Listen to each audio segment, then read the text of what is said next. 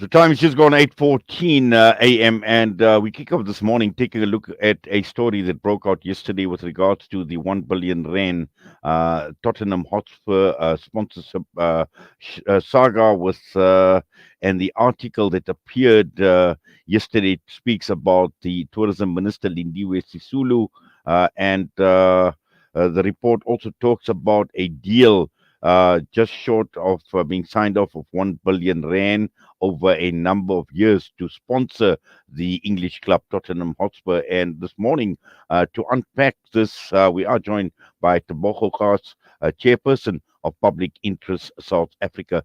Tebogo, is always a pleasure having you. Good morning and welcome. Good morning, and thank you for having me tonight. It's my pleasure.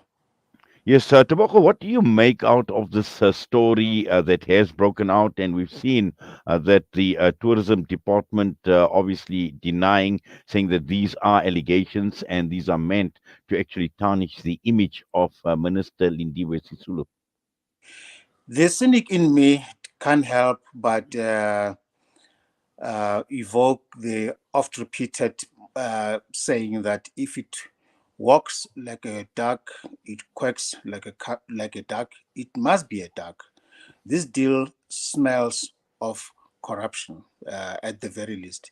And it is very interesting that the minister would want to try and pull such an unspinnable spin on a matter such as this, where it is clear that she had full knowledge of what is happening. Because if you look at just the quantum involved, as you rightly put it, just under a billion over 2 years, that takes the complete, in fact, that exceeds the SA tourism budgets for the years under, for over 2 years.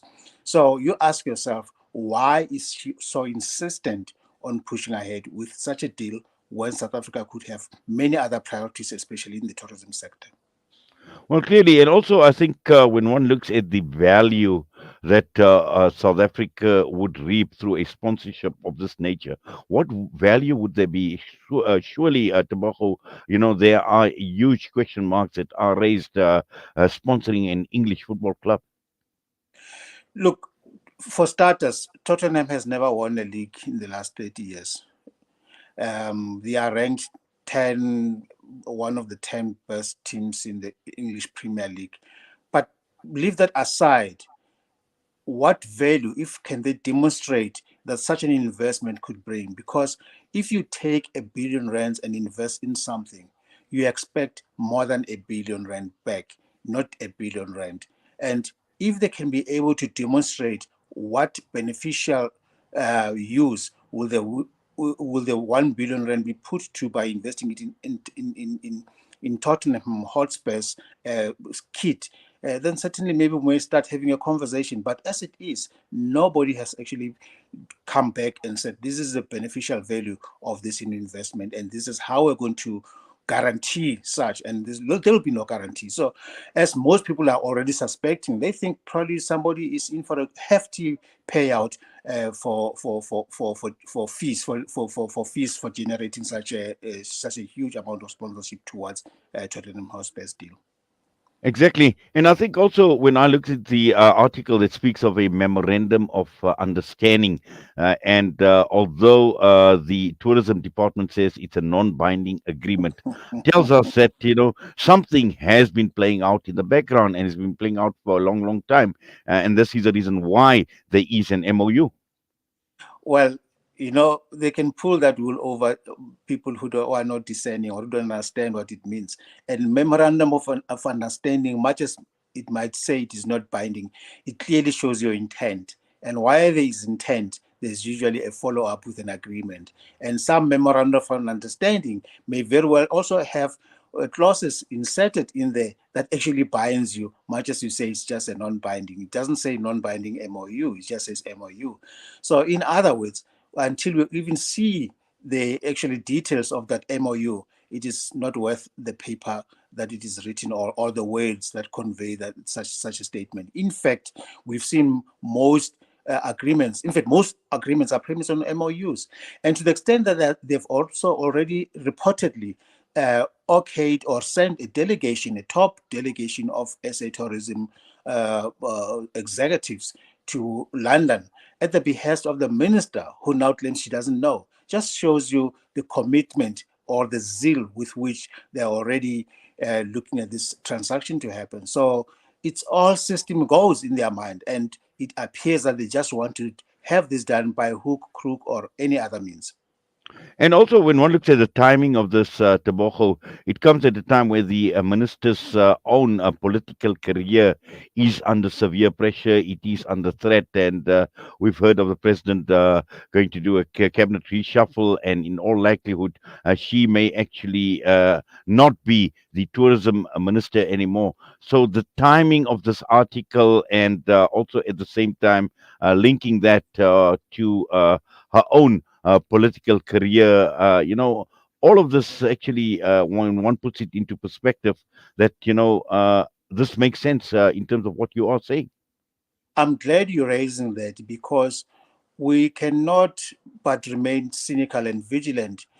We've got public officials in recent times who were caught throwing javelins. Here I'm referring to the office of the the Chief Justice, where high-ranking officials who were involved in uh, approving a deal for the court management system actually went on the other side of the transaction to actually be beneficiaries. It might very well be that maybe not the minister herself directly, but those who are advocating or pressuring her, or fast tracking this deal, may stand to gain for as long as she still remains at the helm of the ministry, knowing full well, as you rightly put it, that if the musical chairs do change and she's no longer the minister of tourism, they will have no sway in terms of how SA tourism should conduct itself and actually make such disbursements as it's ludicrously high. We haven't heard of any such thing.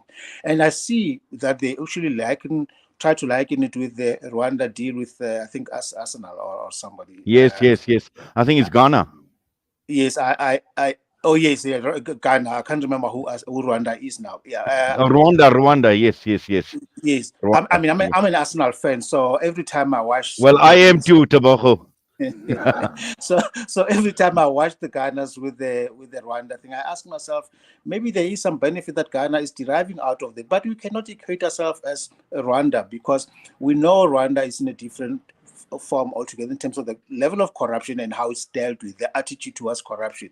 So I do not know the details around Southern, but we do know about our own proclivities insofar as our executives are concerned, that they are not averse to immersing themselves in deals that lend themselves to being corrupt and or corruptible themselves. So we cannot rule that out. And the minister, wherever she's been, whether it's in housing, military, defense, and all that, there has been cloud hanging over her presence wherever she is. So this is a clear sign that something bad is cooking, and we have to be vigilant and implore on the president and treasury to stop this transaction from happening. Such amount of money could be put to good use. Not so long ago, we're just coming out of a COVID, lockdown. Um, Most businesses in the tourism sector are struggling, especially SMEs. We've got lots of crime that is affecting tourism in this country. Those are the priorities that we ought to be focusing on. We've got Durban beaches, which are flowing with excretions and other unpalatable stuff flowing into the beaches. We need to be able to clean up those things and make sure that not only clean but secure and pleasant for tourism to flourish. But in this current state, there's nothing that we can offer them. Offer tourism. We should actually be cleaning our own houses. We've got reports of the Mabida Stadium now in getting into state of disrepair in Durban, and you ask yourself, what is it that we need to be reminded to make sure that we clean our own backyard and make sure that it is inviting, it is pleasant, it is in consonant with what expectations of tourism or of tourists would be. And we're not doing that. We don't see that happening, and instead we see this lavish deal that seems to be pushed by the minister. Well, these clearly are compelling reasons that you have given as to why we should be concerned, Taboho. And just on a lighter note, before we leave you, another compelling reason is this love or this hate relationship between Arsenal and Tottenham Hotspur. It has nothing. Just disclaimer: our love for Arsenal doesn't make us anti this deal. It is just it doesn't make sense at all. But Well, maybe Tottenham needs the money. Who knows? well, certainly. Well, Taboho, thank you very much for that. And as always, an absolute pleasure having you with us here on Salam Media. We wish you well. Always a pleasure being with you. Thank you so much, Nate. Tabacho Khas with us this morning, and he is a chairperson of the Public Interest South Africa. Where there's smoke, there is fire. We come back, we'll be joined Dr. Ferrell Adam, water and climate justice activist.